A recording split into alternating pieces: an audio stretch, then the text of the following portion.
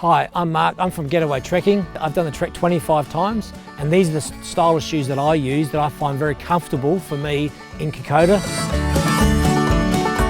I use the low-cut style shoes, either Merrell or Solomon's, which I've probably changed to in the last 4 or 5 years. Traditionally, I used to use the high-cut ones around the ankle support, but I found them a bit heavy when they get wet, hard to dry out. Some people argue that the ankle support ones, the high-cut ones, will give you support around the ankle. I don't really find that the case.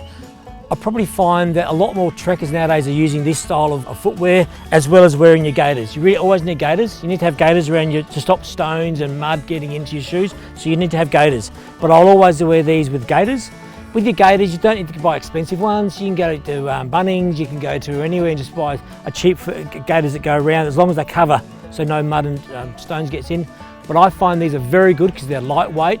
They give you a very, very good grip up and down the hills. Another trick is I don't ever wear these around the city.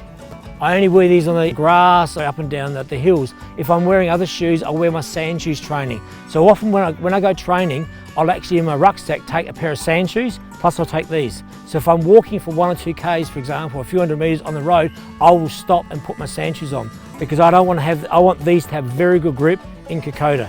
When it's very muddy, I want these to have very good grip. So that's just one tip. The reason why I suppose I mainly like these is because I find these dry out quickly and they're not as heavy. I find them very quick to use, very quick to walk in, and very comfortable. So I'm just saying, have a good look at it, think about it, maybe chat to a couple of friends, maybe go to an outdoor shop and have a chat to them. Consider using these style of shoes because I think that might be something which suits you. Either speak to a trek leader or speak to someone who's done a lot of trekking before in areas. Make sure you speak to a walking specialist in one of these shops. He can actually explain to you how it's very important that you've got shoes that will push the mud to the side and it's got very, very good grip. So as you're going up the hill, you need to make sure you've got strong grip.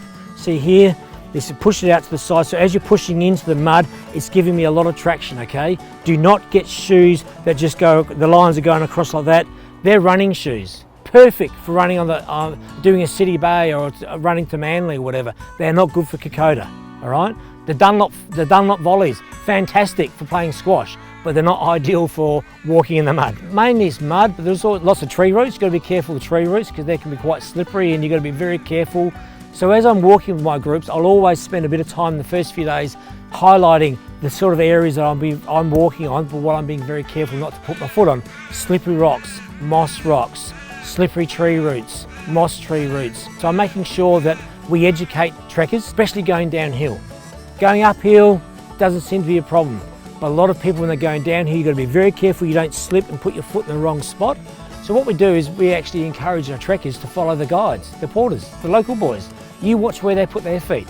You watch how they do it. They take small little steps, step by step, and if you follow what they do and copy what they do, by and large you won't have any problems at all. And I hope to see you there one day.